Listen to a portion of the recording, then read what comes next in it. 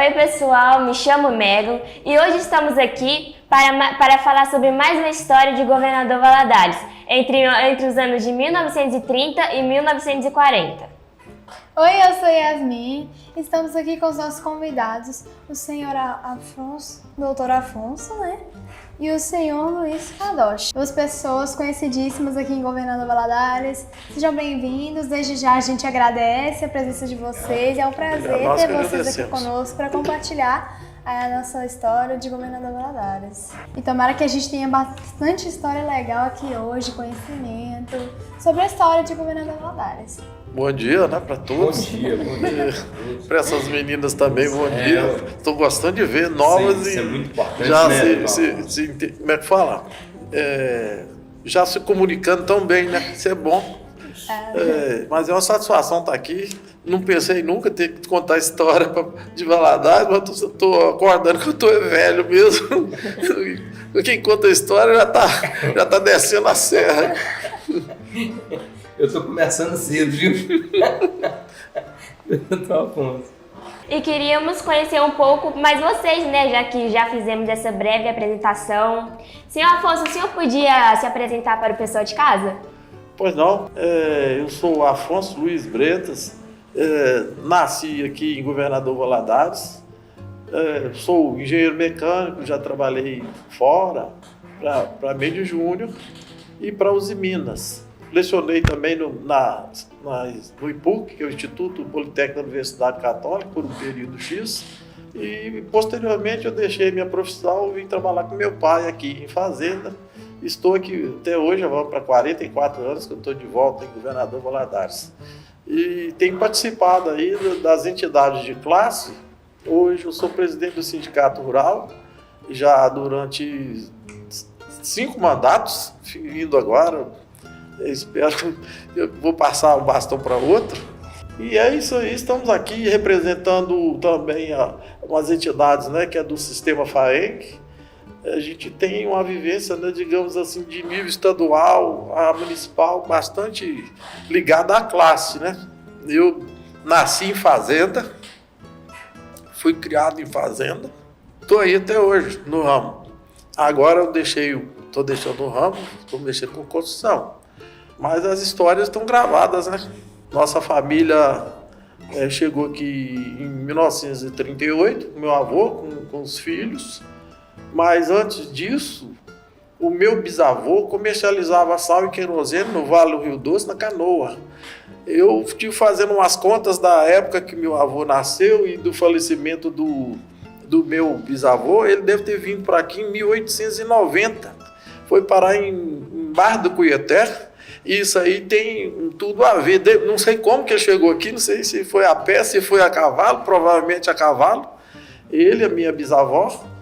E mais adiante eu montei uma palestra sobre a ocupação do Vale do Rio Doce e eu fui descobrindo coisas, inclusive depois confirmei as histórias que meu pai contava do meu bisavô numa palestra do Aruf, né? Porque o Aruf tem Sertões do Rio Doce que ele escreveu. E eu assisti palestra dele, ele falando como que era feito o comércio aqui. E a história continua. A gente está por aqui, com a abertura com a criação, né, da ferrovia Vale do Rio Doce, que é uma outra história longa, né, desde da fundação até a chegada dela em Itabira. Na realidade, ela foi proposta, a proposta inicial era para ir para Diamantino, né, mas isso aí é outra história. Meu avô veio nesse período e tinha que tirar o carvão para Belga. E onde tirava o carvão, nascia o colonial muito agressivo, e a Belga não importava de ir colocando gado. Meu pai tocou gado de Mariana aqui durante 30 dias as marchas, saltando esses rios todos aí na canoa, e conduzido já pelos canoeiros, já tinha as travessias certas. Meu pai contava, passou naquela área plana de Patinga, no meio da mata, numa trilha no meio da mata, tocando boi. Aí, assim começou essa coisa aqui. E meu avô tinha que fornecer o carvão, lenha para Vale, para as caldeiras das locomotivas, e dormente também, era um compromisso. E as vagonetas de carvão eram enchidas, a praça, né, digamos assim, do depósito de carvão, é onde é hoje a rodoviária. Não dá nem para imaginar. Né? Ali, eu ainda criança, eu conheci os currais, que embarcava boi também ali, em pleno centro da cidade. E tinha que chegar de noite, de madrugada, com o gado, para não ter interferência das pessoas. Até que isso depois foi mudando.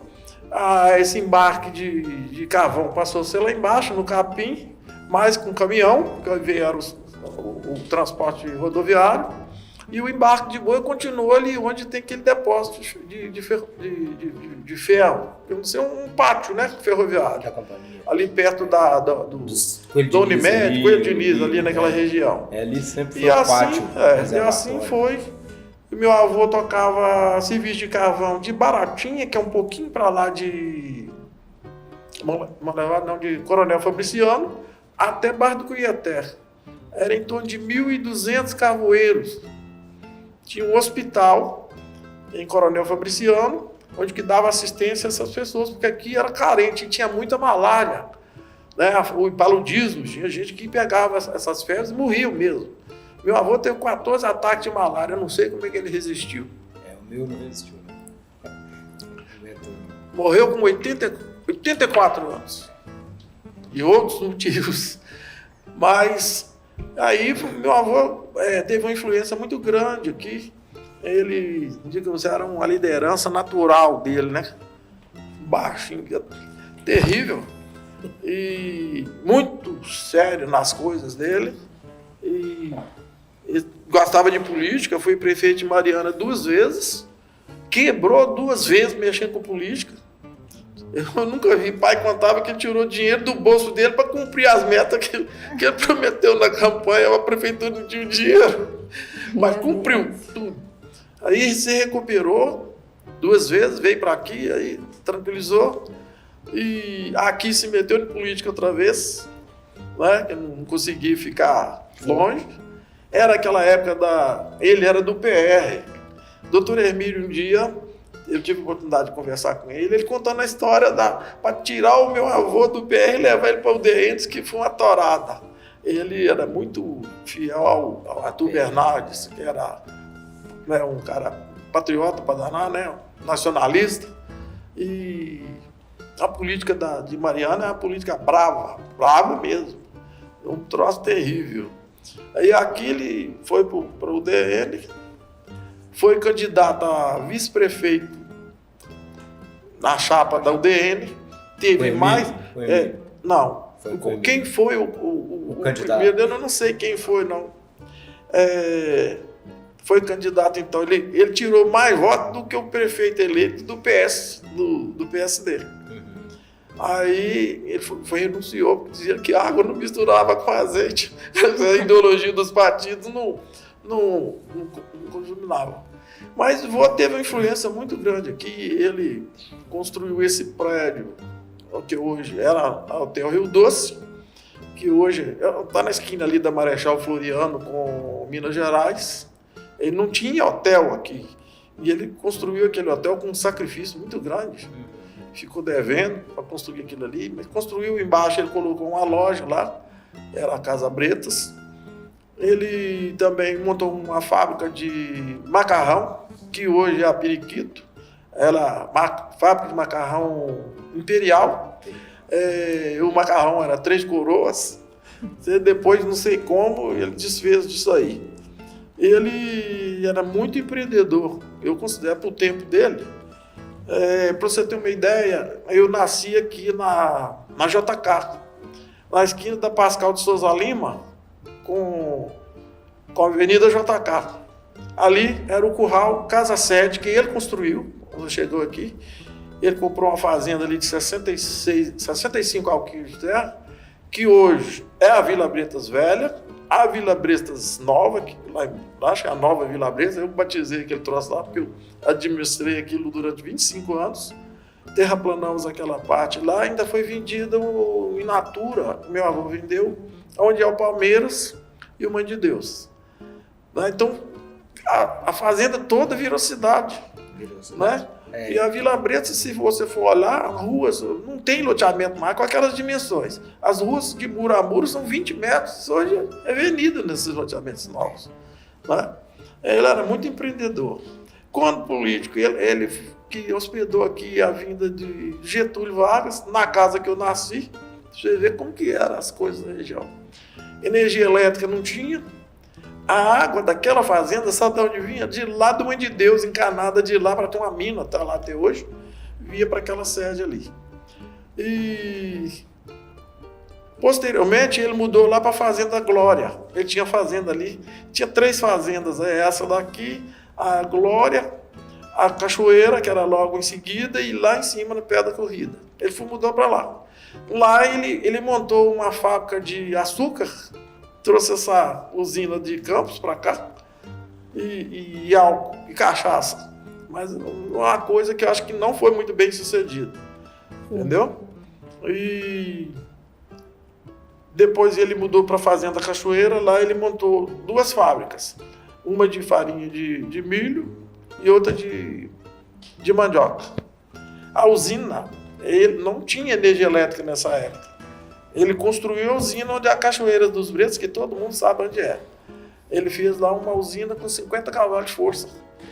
Puxou para a fazenda, tocava aquela parafernália toda, substituiu os motores a gasolina naquela época. Eu conheci esses motores lá.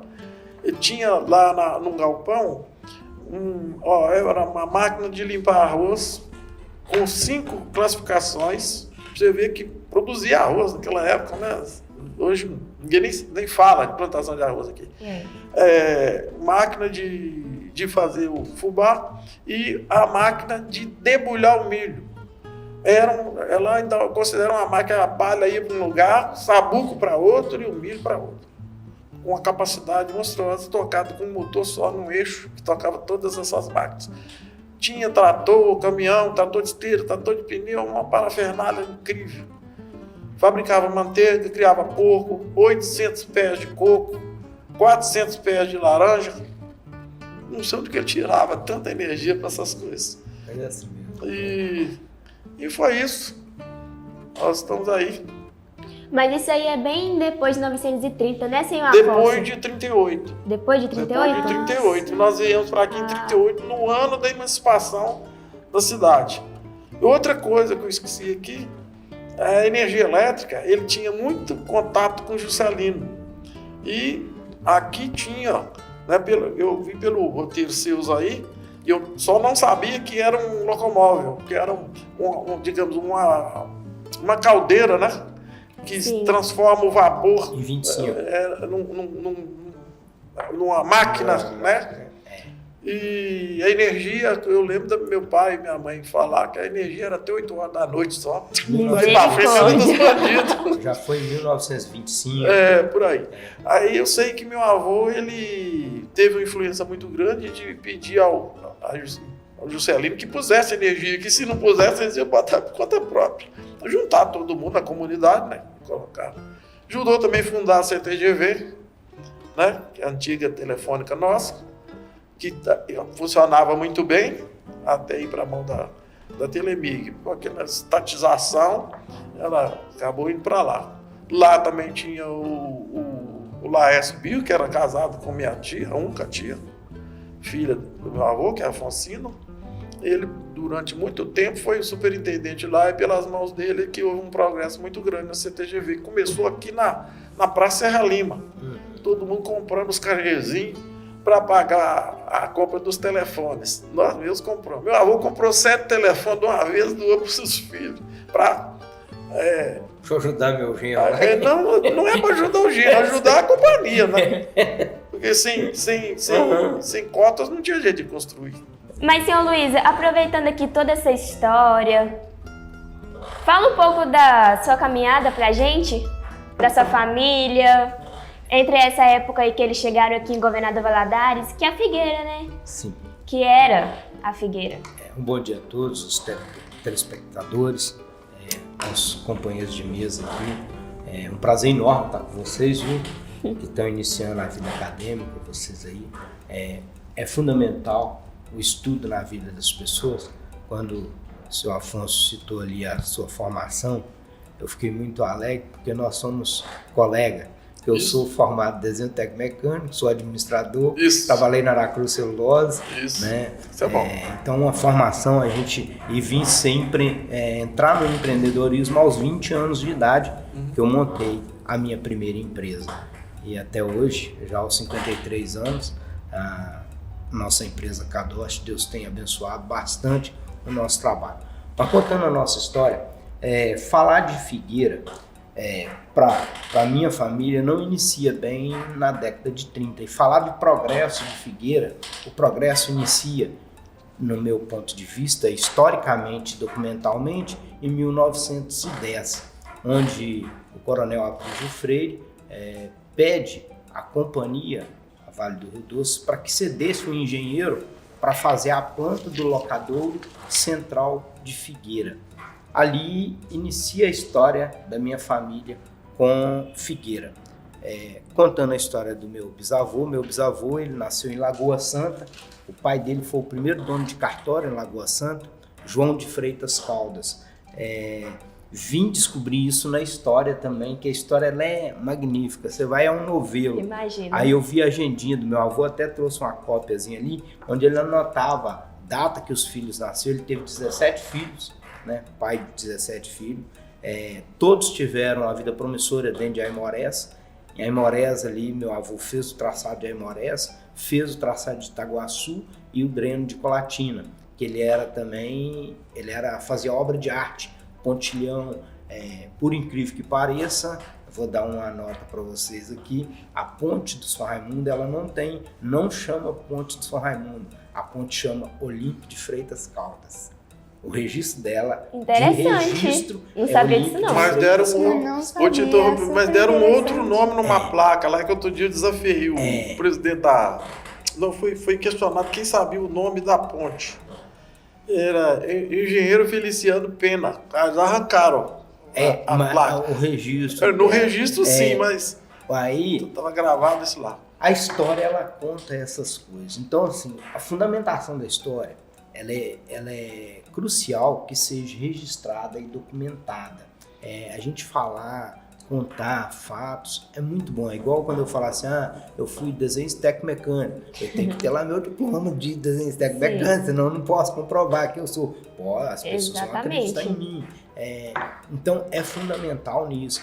Aí eu trago a história na década de 1910, onde o coronel Aprígio Freire pede para que o engenheiro venha e faça a planta do locadouro central.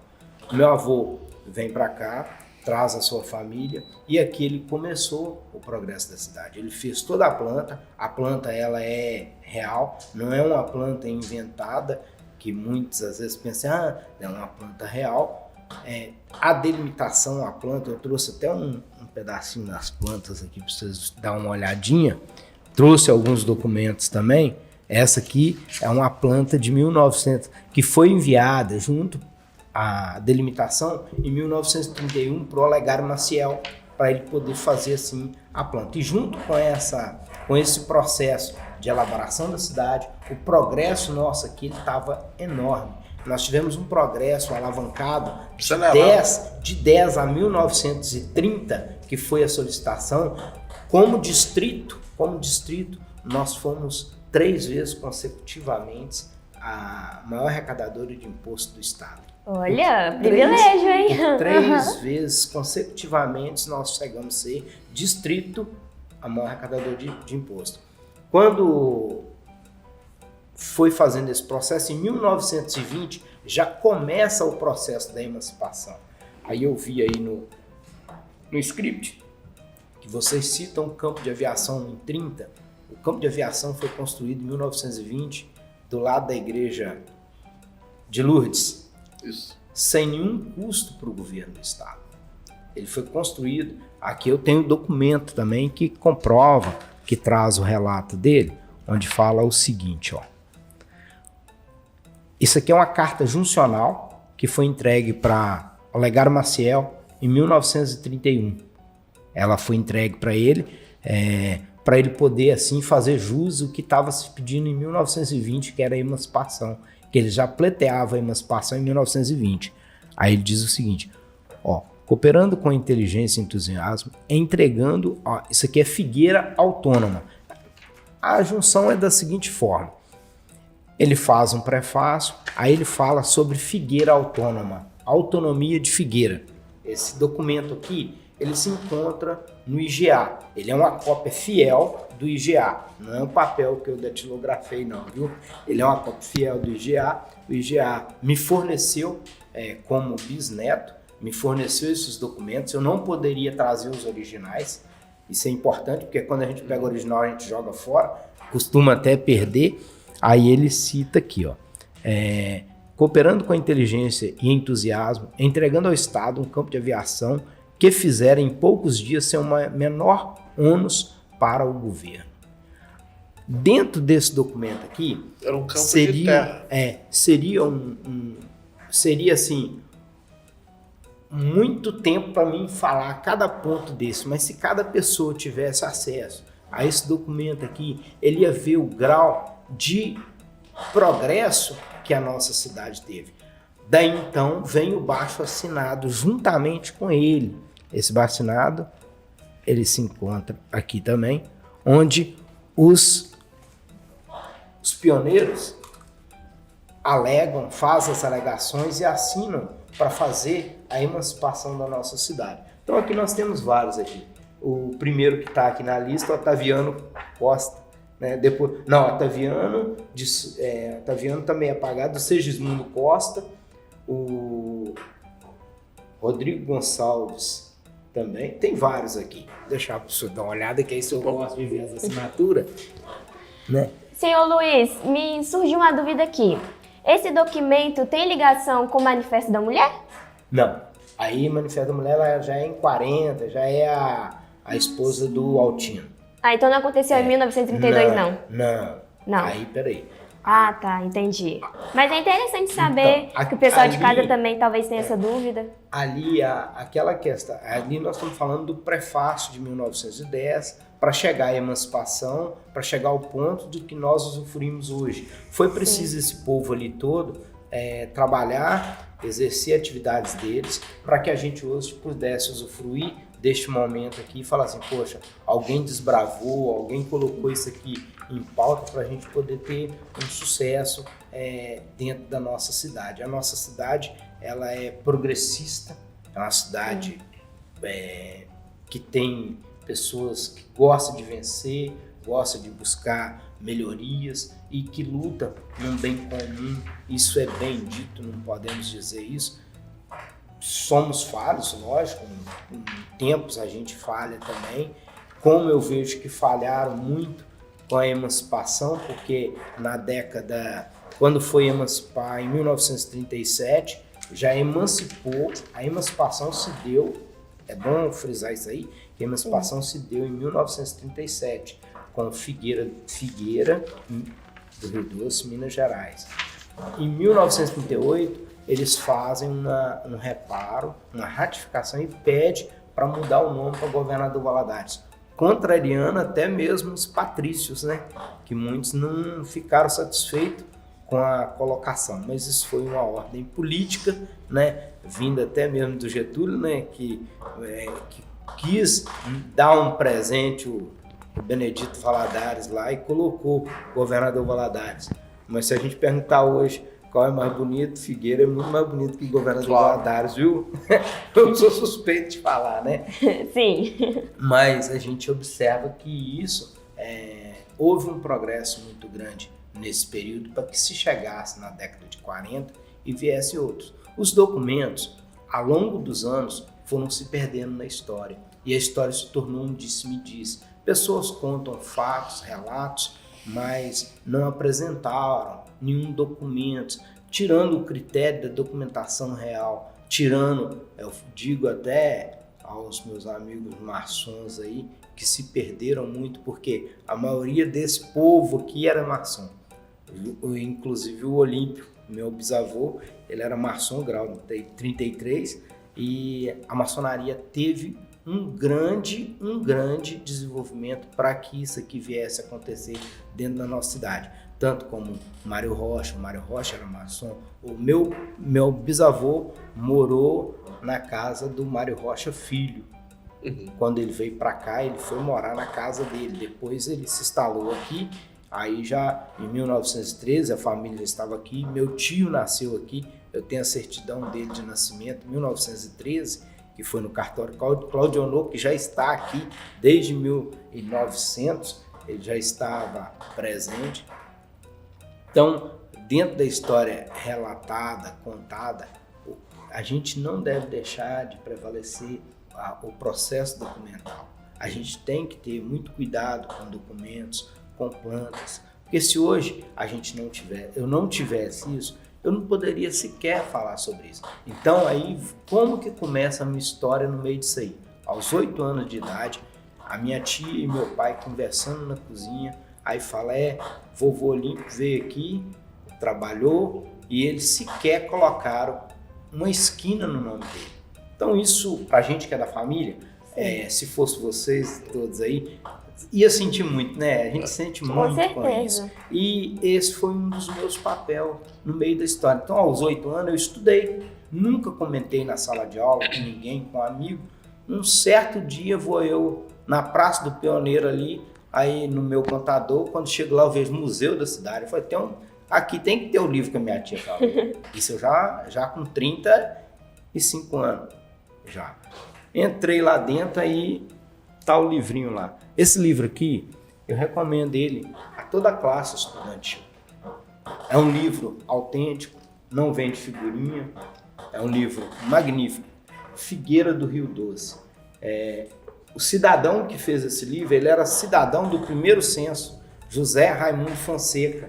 Ele está relatado aqui nesse livro e ele conta a história com documentos. Ele frisa, daqui começou toda essa minha história para eu chegar nas plantas, para eu chegar no memorial descritivo. O memorial descritivo está aqui também. E na carta funcional, em todo o processo documental. Porque um garoto de 35 anos, 40 anos, falar isso aqui, sem documento, ele estaria falando nada praticamente. Coisa, né? Então, foi embasado. Agradeço muito ao Raimundo Fonseca, ele já deve ter falecido, né? A alma dele, a memória dele aqui hoje. Agradeço ele por ele ter executado esse livro, não deixar perder as nossas essências. E isso é que nós devemos fazer, nós não devemos deixar perder as essências. Sim. Cheguei através desse livro, até todos os documentos, e um belo dia eu vejo a planta cópia da nossa cidade em uma casa. Aí eu chego lá, nessa planta estava recortado a legenda, onde tem a legenda, para quem não sabe, o engenheiro sabe, né? Bom que o doutor Afonso aí é bem... escala, então a legenda está lá para poder certificar a autoria do engenheiro ali e fazer as cobranças necessárias através daquilo ali. E nessa planta estava recortada a legenda e tinha uma dedicatória escrita à mão e no final assinado por nosso ilustre ex-prefeito falecido, né, o Hermílio Moraes. Gomes. Doutor Hermílio Gomes, Hermílio Gomes. Cheguei e falei assim, eu vou lá na casa do Hermílio. Sentei com ele aqui, ele morava aqui, ó. Sentei com ele na calçadinha ali, a gente conversando, batendo papo. Doutor Hermílio, como é que o senhor faz um negócio desse? O senhor corta a legenda e põe uma dedicatória, a legenda estava no nome. O doutor Hermílio me pediu desculpa, isso uns 2 anos antes dele morrer. Eu falei, senhor Luiz, só me desculpa, ninguém até hoje apresentou documento como o senhor apresentou. Todos os historiadores da nossa cidade não tiveram o cuidado. Às vezes você usar a expressão para denegrir a imagem das pessoas, isso é muito feio. Eles não tiveram esse cuidado de ir até documentos. Então, quando vocês forem fazer algo, procura documento, procura se documentar para você não deixar um vago na história de forma que ela venha denegrir a nossa história, né? E isso é fundamental para que uma história seja bem contada. Então, eu tenho aqui o memorial descritivo, tenho a planta, isso é uma das plantas, viu? São várias plantas, viu? der lá na minha loja, você vai ver todas lá. E a carta juncional está aqui disponível. O livro de Figueira que eu falo, recomendo às escolas. Coloque seus alunos para estudar ela. Mas você falou aí de museu. Nós mandamos muitas coisas para lá. Minha prima, a Sônia, também gosta disso, né? E, inclusive, umas joias que o meu avô usava com relógio, subiu tudo lá. Não é o valor da joia, o valor histórico da joia. Sentimental. Né? Não, da história. Faz É. parte, vai ali a história do seu fulano, tá, como que era, como que não era.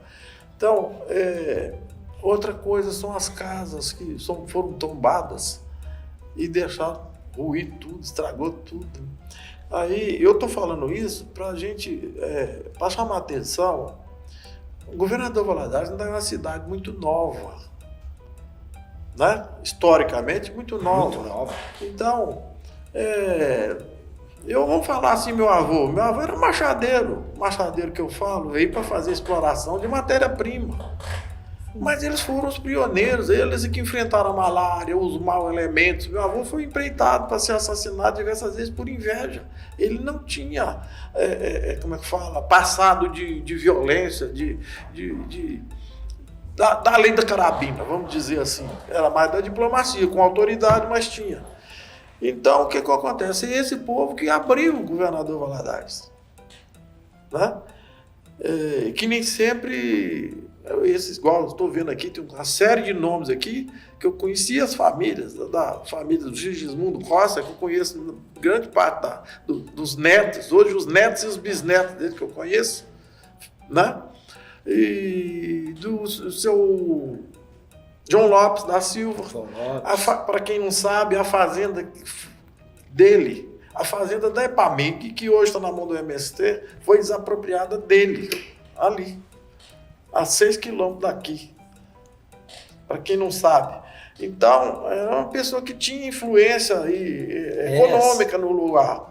Né? Igual a história que eu contei aqui do meu avô, ele era um cara, eu interpreto que ele era um cara progressista. Eu cheguei a perguntar ao meu pai um dia, seu pai, de onde é que o vovô tirava essas ideias? Ele tinha telefone, rapaz, daqui da sede aqui na JK, ele tinha telefone. Eu lembro desse telefone, eu era criança, bem criança. Você dava umas rodadas, que era magneto. Você dava carga, eu não sei como, que até hoje eu não sei como que essa parte funciona. Ele falava lá na Fazenda da Glória. Passou com a fiação no meio da mata, ali no aeroporto, que é chamada Mata do Seu Lírio Cabral. Passou, levou daqui lá, deve dar quase 6 quilômetros. Ele fez esse troço tudo com recurso próprio. Que iniciativa, rapaz. Né? Que equipamentos. Né? Toda a fazenda dele sempre tinha energia elétrica, água encanada. Mas isso é desde sempre. Quer dizer, o cara já tinha uma visão, onde uma bicha com adubo, esses troços, mas como? Eu falei, não sei. Meu pai falou, não sei onde que é. Agora ele gostava muito de ler. Lia romance. Um velho austero, coronel. Eu ficava de medo, gostava de perfume.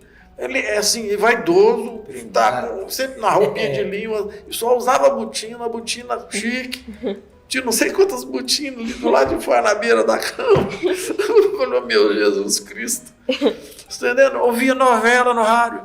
Passei uma semana lá no Bento Rodrigues com ele. Eu, meu irmão, minha prima, umas primas. Fomos passar lá com ele. E conheci minha bisavó lá. Aí chegava todo metódico, mas antes ele ia primeiro ouvir a novela dele no rádio. E tinha uma redação fantástica. Eu tenho carta dele guardada, uma concisão, uma coisa fora do comum, que é próprio dele, de objetivo. Entendeu? Então, você vê como que era a natureza desse povo. Tinha o quê? Primário. Sabia mamar, ler e escrever. Tinha uma influência política tremenda com Juscelino, com o Arthur Bernardes, com Getúlio. Não sei como, era a fase do coronelismo, né? Digamos assim, que é depois que a gente estuda um pouco que a gente vai entender. Foi o coronelismo, coronel, hoje você tem aí uma política que bate contra, mas eu queria saber quem que deu sangue para a malária e para o paludismo, para poder chegar onde nós chegamos hoje, né? Eu acho assim, essas pessoas têm o devido valor. Agora, eles agiram dentro do processo histórico da época. Por que eles se tornavam coronéis? Bem devido à liderança, à influência local que eles tinham. Tinha autoridade, às vezes até para resolver problema grave. Outra hora, diplomaticamente, fazia um armistício, a inimizade que existia entre um e outro. Né? Então, esse é o meu ponto de vista. Né? Eu ouvi história, tanto do meu avô como do meu pai. Presenciou, né? Presenciei isso aí. Isso é fato real da história. Então eu presença. fiz um curso de engenharia econômica e a gente tem influência aqui, porque a Bolsa de Nova York quebrou em 29, 30. Os fazendeiros foram para o saco. 70% da exportação brasileira era de café. O resto é de açúcar e outros derivados, matérias-primas. Matérias-primas, né? Então, foi quando Getúlio mudou a política econômica, desvalorizou o dólar artificialmente para que isso facilitasse as importações e exportações e criou a CSN para industrializar o país. E, diga-se de passagem, eu trabalhei em siderúrgica, ela foi localizada no lugar errado. Ela tinha que estar em cima da fonte de matéria-prima, porque você gasta 4 toneladas de matéria-prima para fazer uma de produto final. Então você pode ver que hoje você tem a Açominas. A Açominas foi talvez uma das... Participei dessa estudo de localização, que ficou no lugar mais adequado do ponto de vista de produção, porque ela está em cima da fonte de matéria-prima com estrutura de escoamento, que são as ferrovias, a ferrovia do aço e tal. Né? Cubatão também foi uma coisa mal feita, você tem que levar o minério e depois você fica com a escória lá, jogada fora. Mas talvez falta de conhecimento tecnológico, falta de um planejamento adequado, a gente não pode censurar por isso. Né? E eu entendo então que esses pioneiros, né, voltando aqui para a nossa história, é que deram a vida nisso aí. Eu fico imaginando para o meu avô, meu pai contava tanta história, que ele era peixinho do avô dele. Aí meu bisavô já tinha voltado, morava no Bento Rodrigues, e meu avô tinha uma fazenda do outro lado do córrego, que é o córrego do Gregório. Mas colado de lá você viu o distrito aqui. E minha bisavó, eu visitei ela na casa dela. Tinha uma parenta de uma prima do meu avô que morava com ela para tomar conta. Fumava.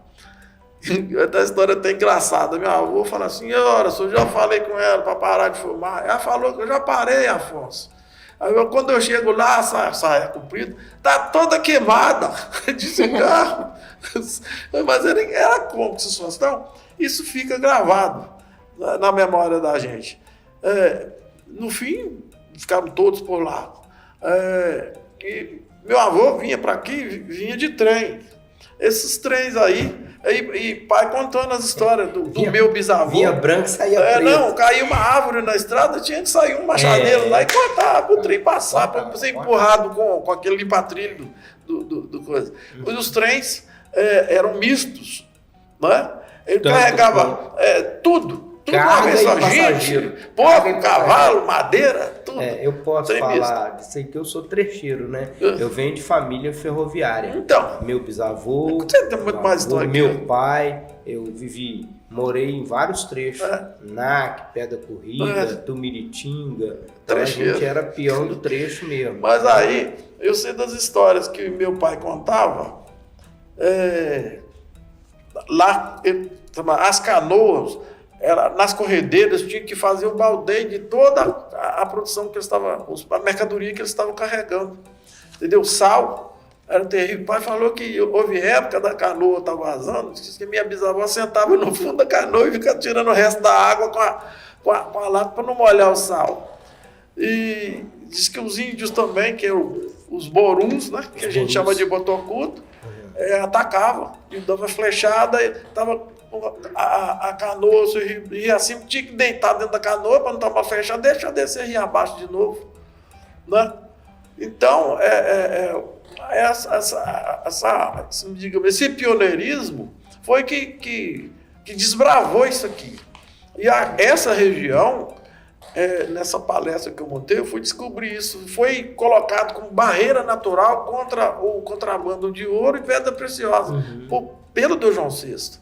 Depois ele mesmo, quando esgotou lá as reservas, ele mesmo determinou que aqui fosse ocupado e podia cortar as matas por causa das doenças e também por causa dos índios, né? Então, pôde cortar as margens, principalmente as margens do rio, porque é onde os índios davam flechada sem ninguém saber de onde estava saindo. Então, é interessante a história. Quando você está falando isso aí, eu acho assim, a juventude precisa saber disso e o governo, no caso municipal, tinha que dar mais apoio para isso. Essa iniciativa eu acho espetacular. Apenas que o que eu sei é essa pequena história de família aqui e das coisas que eu pude estudar, entendeu? Mas precisa valorizar mais a cultura. O povo precisa prezar mais a sua cidade natal, as raízes. O povo que não conhece a cultura dele tá fadado. O povo sem cultura, não é nada. Fadado Não é nada. A morte mesmo. Entendeu? Então, parabéns por essa iniciativa. Exatamente. A gente tem que saber um pouco mais da nossa história, estudar mais sobre Figueira, Governador Valadares. É sempre muito importante saber da história, né? Pessoal de casa, agora nós vamos para um rápido intervalo e já voltamos para saber mais sobre a história de Figueira. Daqui a pouco voltamos.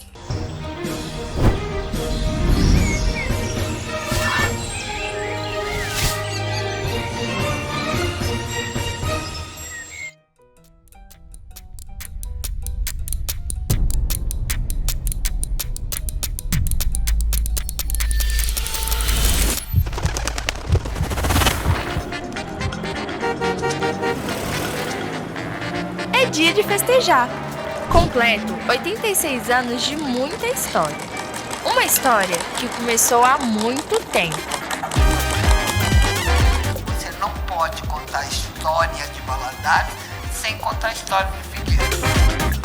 Tenho o Pico da Ibituruna e sou banhada pelo Rio Doce.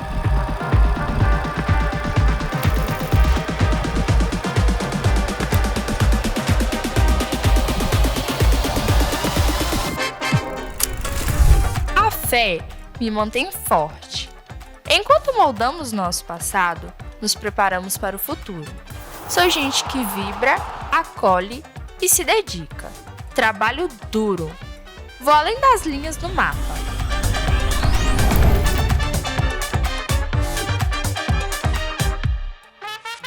Sou a soma das histórias de todos.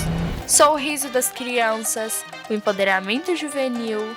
Sou música, esporte, sou cultura e educação. Tenho uma culinária única.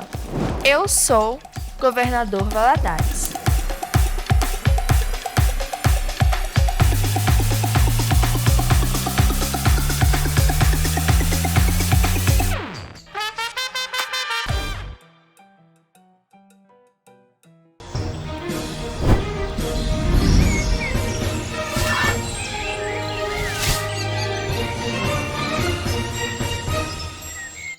Olá pessoal, estamos de volta! Eu sou Yasmin, como vocês já me conhecem, e nós vamos falar de muita coisa interessante, hein? Como vocês já sabem, estamos falando sobre a história de Figueira, que se transformou em Governador Valadares, que vocês conhecem hoje. Então, para começar a nossa primeira pergunta, nós vamos falar sobre o campo de aviação. Como era antigamente? Não era no local que é hoje não, né? Senhor Afonso, fala pra gente um pouco sobre esse assunto.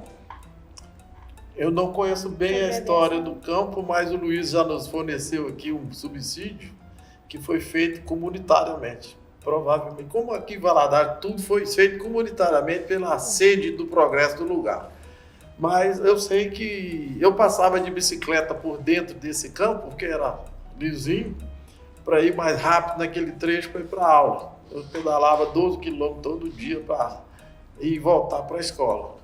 O campo de avião, ele ficava onde hoje estão as ruas Pedro Lessa, uma parte da Marechal Floriano, se não falha a memória, e da Israel Pinheiro. Eu me lembro que parte da Israel Pinheiro fazia parte do campo. Era uma pista de terra, né? Aqui chegavam os aviões da época, que eram os DC-3, os famosos Douglas DC-3, foi um avião, digamos assim, de um desenho pioneiro, de pequenos percursos, né? E de aterrissagem fácil, né? Porque não exigia uma pista muito longa. Eu fui tomar consciência disso depois de adulto, né? Até falei aqui que minha primeira viagem foi de DC-3 daqui para Belo Horizonte. Passei mal lascado na viagem. E como é que fala? A chegada, como é que fala? A instalação, né? O aeroporto mesmo, a agência do aeroporto ficava ali juntinho onde é hoje o colégio Israel Pinheiro. Eu até falei aqui que era uma construção, acho, de madeira, se não falha a memória. Os aviões chegavam ali e tinha, acho que voltou todos os dias da semana. Era o modelo de transporte para a época aqui, que eu acho até que foi bem avançado. E lembro que inicialmente tinha uma empresa chamada Nacional, depois foi a Real Aerovias, que ambas foram extintas, a gente não sabe os motivos, né? E foram chegando outras empresas, né? E passando por acho que um longo período aqui sem campo de avião. Depois é que foi construído aquele onde hoje está, e a aviação também foi modernizando, né? Então, a instrumentação também hoje, naquela época, como diz o outro, o avião não ficava por conta do piloto, né?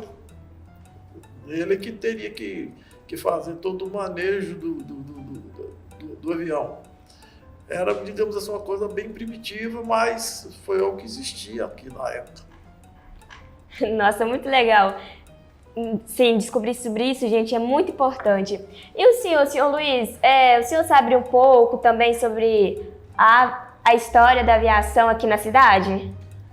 Voltando à história da aviação no nosso distrito, para frisar bem que nós éramos distrito neste momento, e havia uma sede enorme desses pioneiros de se mostrar diante do poder maior, que era o governo do estado, a imponência, né? Impotência não. Eu levo lá agora.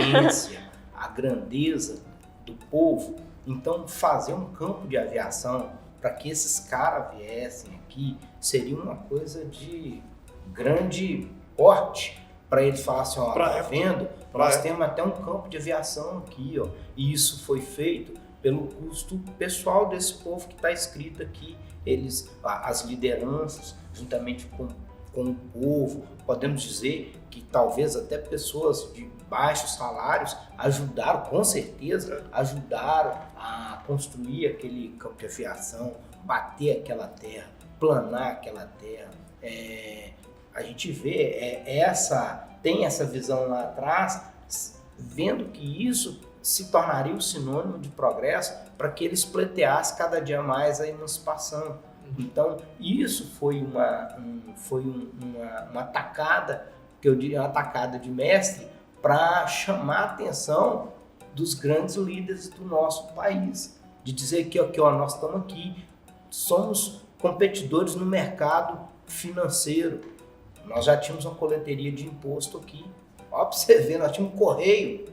Já tinha um correio aqui, a gente tinha alguma deficiência com o hospital, a gente dominava o polo da madeira, nós dominávamos aqui a indústria, a cana-de-açúcar era o que tocava o movimento naquele instante ali. Então, assim, o polo comercial nosso aqui, ele era de grande valia para o governo do estado. Então, eles bateram nessa tecla que queria esse pleito de emancipação, de se tornar uma cidade e que tinha estrutura para isso. Então esse campo de aviação foi todo esse desbravar. Não foi, você imagina só, isso em 1920. Esse campo de aviação foi executado em 1920. Então a cidade é feita de 1915 a 1920. 1915, 1920 começa o projeto de emancipação, aí tem que fazer a delimitação, porque tinha que apresentar para o governo do Estado.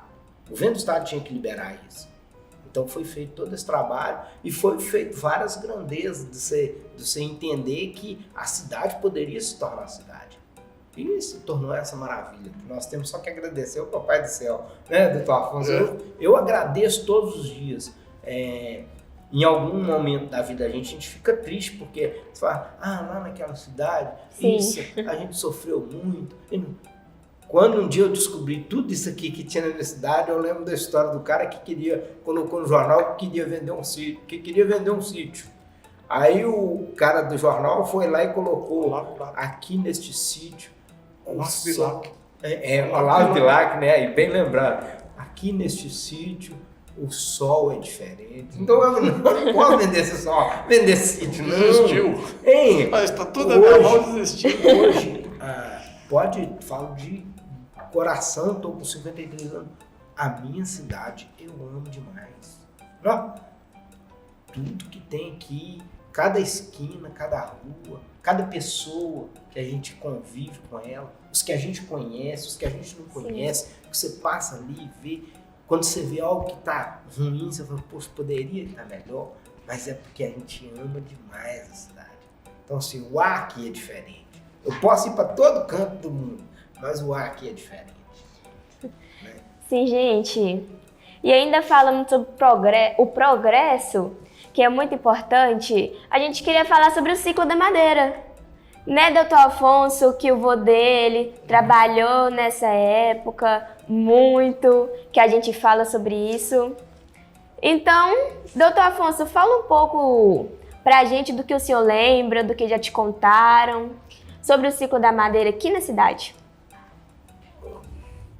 Bom, a vinda do meu avô para cá foi ainda no auge da exploração vegetal, né? E, de um modo geral, toda fronteira, como era aqui, né? Fronteira de desenvolvimento, como era aqui, é baseada na exploração das matérias-primas. Depois é que a coisa vai evoluindo, inclusive nessas pendencas de meio ambiente aí, eu sempre falei, se as cidades existem no Vale do Rio Doce, foi à custa dos recursos naturais. Então, você não tem como separar as coisas. Né? Igual na época que meu avô veio para cá, a ferrovia já existia aí, e de que maneira precária que fosse, as Maria Fumaçazinha fraquinha, de pouca tonelagem, né, de transporte, mas foi o que veiculou o progresso aqui. Tanto trouxe, veiculava as matérias-primas, como levava as matérias-primas também, matérias, digamos assim, seriam de interesse, né, comercial, que não era produzida aqui e trazida de fora, ela ajudou. E também ajudou a levar a madeira. Eu me lembro de criança vindo embarcar a madeira com bois de carro. Vocês nem têm ideia do que é isso. Você coloca naquelas pranchas carro de boi, as vigas, né, que a gente chama estiva, e o boi fica do outro lado do vagão. Você amarra na prancha o cabo e passa por trás da tora que você quer puxar, e o boi puxa lá, ela vai rolando em cima do estiva e carregava tora por tora desse jeito, fora a madeira serrada. Nossa! E tem madeira nossa que está na Europa, está no Rio de Janeiro, está nas capitais. Fluiu muito, né? Tem gente hoje aqui, eu falo que eu conheço aí um marceneiro, que ele vai comprar madeira de desmanche, peroba do campo, em Belo Horizonte. Meu Deus. A peroba é daqui da Mata Atlântica, tá certo? Então, isso é do pouco que eu sei. Agora, veio a exploração do carvão. Aí empicharam tudo ao produtor rural como o degradador do meio ambiente.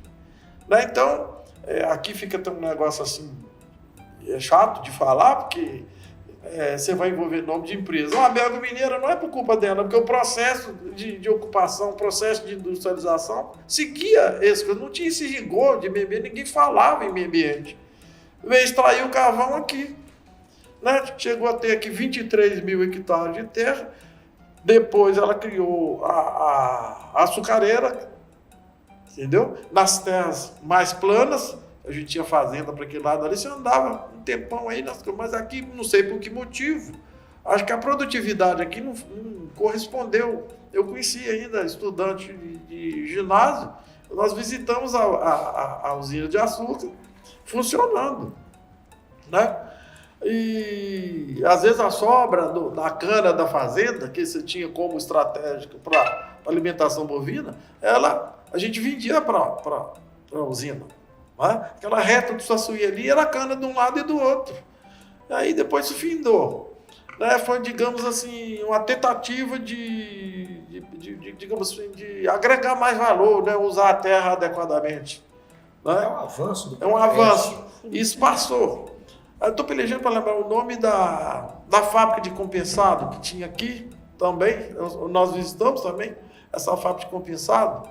Ficava lá embaixo, onde é o São Pedro hoje. Era compensado de peroba, você via aí. Ali no pastoril, naquela área ali. A pastoril falava. Ele tinha um time de futebol dela, que era famoso aí. E aqui é o pastoril democrata, tipo Cruzeiro e Atlético, uma degladiação danada. E então o movimento aqui foi imenso. Né? Aqui tinha, eu não sei todas de cor, mas as que eu lembro tinha a Cifal, a Silvana, governador. Lá em cima tinha uma serraria que era do seu Anastas Amarales. A Socorel lá em cima. Socorel, o governador, não sei se eu falei. Fora essas aqui da Imapebra. Imapebra aqui no centro, onde é a escola de Direito. Aquela Caio hoje. Martins ali, como é que é o nome? É Caio Martins? Aquela da JK, paralela JK, é a 13 de maio. Não é, cara? Porque ali tinha uma serraria. Não, Serraria Tassis. Do Tassis ali. Esqueci agora. E fora as da Avenida Brasil. Os vagões tanto chegavam aqui na Avenida Brasil, que elas ficaram localizadas imaginando os pátios de manobra da ferrovia, porque era estratégico. Eu punha uma via lá, encostava a prancha e eles carregavam a madeira ali para ir para fora. Né? Tanto para lá como para cá. E lá, essas ferrovias, essas serrarias foram construídas, inclusive nos quarteirões que o meu avô tinha incorporado, né? Lá nos Bretos. Lá na margem da ferrovia também, porque a ferrovia saiu daqui e foi para lá. E lá eles tinham também os ramais que, por sinal, abastecia tanto servia para serrarias como servia para os depósitos de combustível lá, da ESSO. Eu era menino, passava por ali para ir para a escola São quem José. Tinha um fogareiro também, né? Para quem tinha um fogareiro, Aí a gente vai lembrando das coisas. Eu lembro das mulheres, iam lá pegar o pó de serra. Existia um fogão que eles tocavam com pó de serra. Botavam uma garrafa, um cano, você socava o pó de serra, punha fogo por baixo ali e cozinhava com aquele pó de serra. Olha pra vocês verem, eu não sabia disso. E com a casca também das toras. Sim. Entendeu? Sim. Eu lembro disso, as mulheres, gente de poder aquisitivo mais baixo e tal. Participamos disso. Então, vocês veem como que as coisas eram. Né? Então, estou falando da Ciclo da Madeira. Vamos voltar lá na Belgo. A Belgo, vocês veem, com 23, depois que ela terminou essa exploração, para vocês terem uma ideia, a Belgo começa ali no Sítio das Flores. Depois foi o seu J. Pérez que trocou terras que ele tinha lá, na região dele, entendeu? Por aqui, que era mais vantajoso para ele, terra mais fértil, mais nova. Mas lá, a Belgo já estava plantando eucalipto, ele era mais próximo da usina. Então, ele ocupou isso aí. Mas daqui até, você quer ver? Ia até o Suaçuí, na beira do Rio Doce, e mais ao norte, né? lá de Frei Inocêncio, saltava o rio Suaçuí, ia lá em Nova Brasília. Não sei se vocês conhecem Nova Brasília. Conheço. Na fazenda nossa tinha os marcos eu ia muito na de metal. Pérez lá. dividia com fabricava eles. aquele queijo caçarola. Uhum. Eu comi muito queijo caçarola. Pois é, lá tinha sido da Bel. Então, para vocês terem uma ideia, eles extraíram o carvão que deu para extrair. Eles mesmos tinham as estradas, nós tínhamos estrada boa. Quando era a época de colher o carvão, eles passavam para a tropa por conta própria. Aí a gente deitava e rolava, uma poeira louca. Não. Então, eles tiraram o carvão enquanto deu. Aí criaram a CAF, Companhia Agrícola Florestal, para criar boi. Aí dividiram essas áreas todas em blocos, mas esse troço também não deu certo porque eu tive vaqueiros que trabalharam para a CAF, os boi, tinha boi que virava bicho no mato, porque não conseguia, não limparam, empastaram e investiram adequadamente como deveria ser uma fazenda. O colonial era muito agressivo. Enquanto tinha colonial natural, eles fizeram. Depois o que fizeram? Venderam as terras aqui para os fazendeiros e foram embora para a Várzea da Palma. Pegaram, trabalhar com áreas mais planas para plantar eucalipto. Né? Foi uma troca. Então eu falo o seguinte, quer dizer, essas coisas de meio ambiente, exploração, essa coisa foi acontecendo naturalmente. Essa mata, igual eu falei que era protegida aqui, se via de barreira natural, ela foi até lá na Nuque. Não sei se vocês sabem disso. Essa região, eu fui ver lá, eu gosto de história, então já andei lá para Ouro Preto, Mariana, que é a terra do meu pai. A jurisdição da... Como é que fala? Oh, meu Deus do céu. Da Cúria, é Cúria que fala? Não sei, da igreja. Da igreja nossa, o bispo que cuidava dessa região, está incluído inclusive na NUC, estava lá na jurisdição de Mariana. Não sei se você sabe, o Parque Florestal aí foi, acho que do Elvésio, que criou. Aqui, Parque do Rio Doce. Do Rio Doce. O Parque do Rio Doce. Foi Dom Elvésio que criou, até foi uma ideia muito boa. Mas, para vocês terem ideia de como que as coisas eram tão extensas e vagas, né, a ponto de vir para aqui e enfrentar os índios ainda aí. Né? Então, essa coisa da história da madeira, essa ocupação, se deu dessa maneira. Então, ninguém preocupava com o que estava acontecendo, o que ia estava acontecendo. aquecendo o planeta, não tinha a coisa de ecologia, esse é um pensamento novo que veio a apertar agora. Né? Mas aí está achando sempre um bode expiatório. Hoje, eu estou aproveitando para falar disso aqui, hoje Minas Gerais, eu lido muito nessa área por causa do sindicato rural. Minas Gerais, a lei diz que nós deveríamos ter 20% de reserva. O estado de Minas Gerais, as propriedades têm 33%, passa ainda 13% a mais do que é preciso por lei. Né? E outra coisa, você vê que é caro. Hoje você compra assim algo de terra, você tem que entregar 20% para a reserva legal, para a sociedade. Para a reserva. Você entendeu? Então você tira do seu capital para servir a sociedade. E ainda estão jogando pedra na gente. Mas eu não sei se eu estou desviando aí o assunto. Não, está dentro da... Esse é o ciclo da madeira. Você vê que é mais complexo do que a gente pensa. Isso só quer dizer que naquela época ninguém pensava nesse negócio, era o fogo.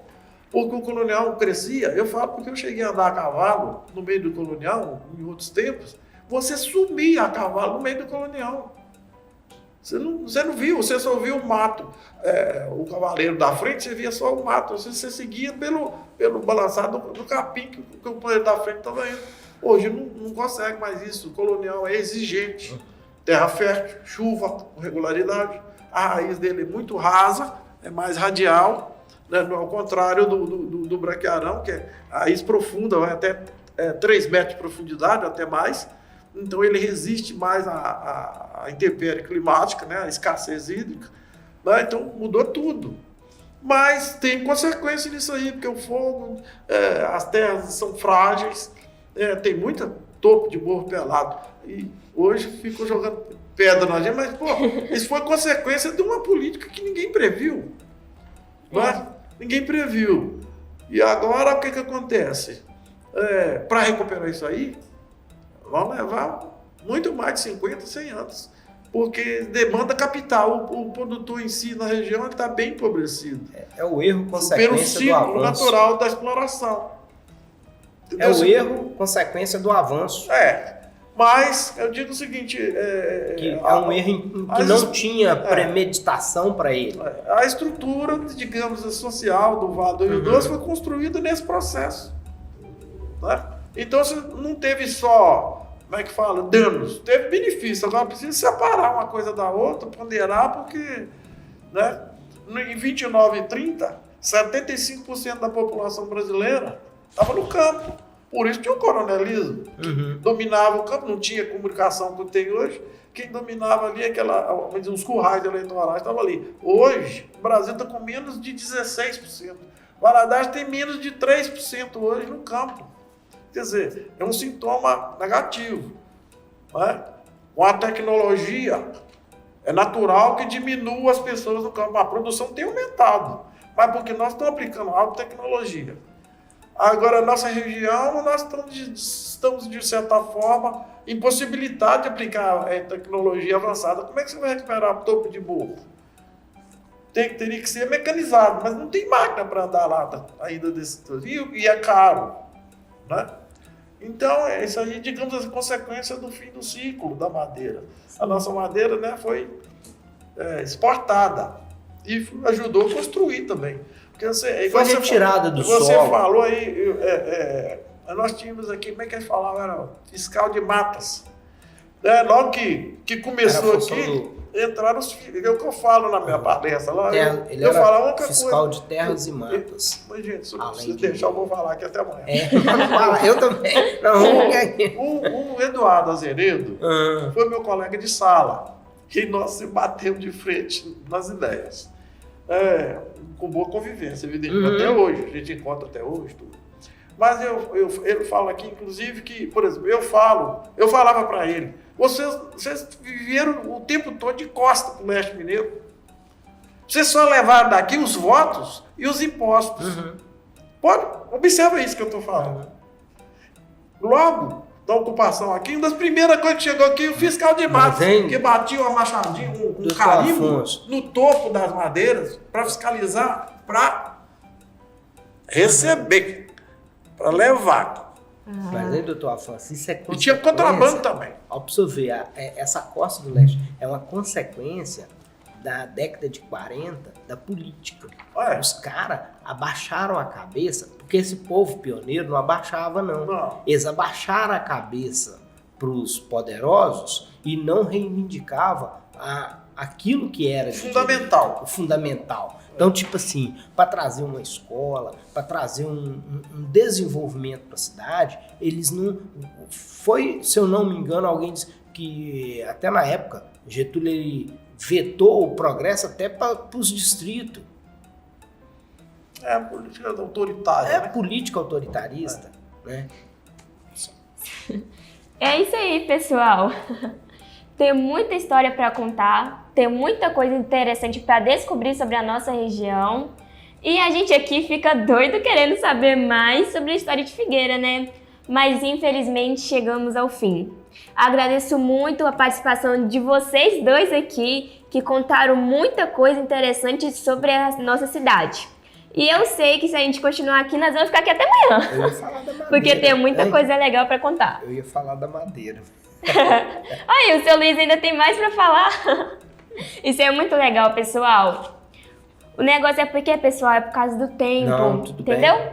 Tudo bem? Tá ótimo. Mas eu agradeço muito a quantidade de material que vocês trouxeram, tudo organizadinho, o conhecimento todo. Isso é muito importante e muito interessante também, principalmente pra gente que tá chegando agora, né? Já saber disso tudo, ó, já é um privilégio. Então, pessoal, terminamos por aqui. Mais uma roda de conversa. Quero muito acreditar a participação de você de casa que está nos assistindo.